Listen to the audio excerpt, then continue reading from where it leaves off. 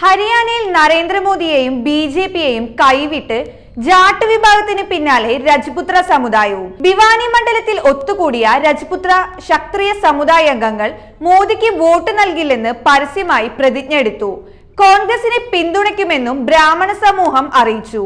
ചെളിക്കുണ്ടിൽ അഴുകിയ താമര ഞങ്ങൾക്ക് വേണ്ടെന്നും ഞങ്ങളുടെ കൂടെ നിൽക്കുന്ന കോൺഗ്രസിൽ ഞങ്ങൾക്ക് വിശ്വാസമുണ്ടെന്നും അവർ പറഞ്ഞു. ഹരിയാനയിലെ ഭിവാനി മണ്ഡലത്തിൽ ഒത്തുകൂടിയാണ് രജ്പുത്ര സമുദായം നരേന്ദ്രമോദിക്കും ബി.ജെ.പിക്കും വോട്ടില്ലെന്ന് പ്രഖ്യാപിച്ചത്.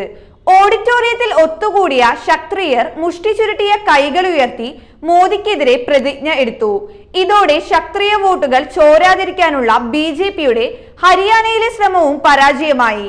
നേരത്തെ ഗുജറാത്തിലും പടിഞ്ഞാറൻ യു.പിയിലും രാജസ്ഥാനിലും ഇതേ നിലപാട് തന്നെയായിരുന്നു രജ്പുത്ര സമുദായം സ്വീകരിച്ചത്. ബ്രാഹ്മണ സമുദായത്തിനെതിരായി ഗുജറാത്തിൽ ബി.ജെ.പി നേതാക്കൾ നടത്തിയ മോശം പരാമർശങ്ങളാണ് ദേശീയ തലം വളരെ പ്രതിഷേധത്തിന് കാരണം.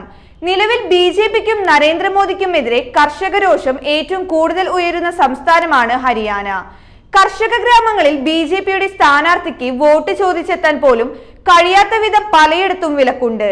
കർഷകരിൽ ഭൂരിഭാഗക്കാരായ ജാട്ട് സമുദായം ഇത്തവണ ബി.ജെ.പിയെ പൂർണ്ണമായും കൈവിട്ടു. ഗുസ്തി താരങ്ങളുടെ സമരവും അഗ്നിപഥും ഏറെ ചർച്ച ചെയ്യപ്പെടുന്ന സംസ്ഥാനത്ത് ബി.ജെ.പി ഏറെ വെല്ലുവിളികൾ നേരിടുന്നു. 2019 10ൽ 10 നേടിയ സമ്പൂർണ്ണ ജയം നേടിയ ബി.ജെ.പിക്ക് സംസ്ഥാന ഭരണം പോലും തുലാസിലാണ്.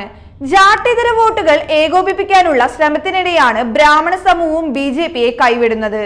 കോൺഗ്രസും ആം ആദ്മിയും കൈകോർത്ത് മത്സരിക്കുന്ന ഹരിയാനയിൽ ഇത്തവണ വലിയ തിരിച്ചുവരവാണ് ഇന്ത്യ സഖ്യം പ്രതീക്ഷിക്കുന്നത്. ജനങ്ങൾ കൈവിടില്ലെന്ന വിശ്വാസവും കൂടെയുണ്ട്.